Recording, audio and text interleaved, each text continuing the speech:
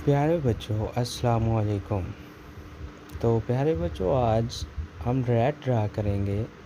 Rat की structure किस तरह बनाई जाती है, तो स्टेप बाय स्टेप हम ड्रा करेंगे। बहुत ही इजी मेथड है, तो आपको समझ भी आएगी। और अगर आप लोगों को हमारी वीडियो अच्छी लगे तो वीडियो को लाइक कीजिए और दोस्तों के साथ शेयर कीजिए। और अगर आप हमारे चैनल पर नए हैं तो चैनल को सब्सक्राइब भी कर लीजिए और साथ में लगी बेल आइकन को भी दबा लीजिए, ताकि हमारी नई इस तरह की वीडियो आप लोगों को सबसे पहले मिल सके।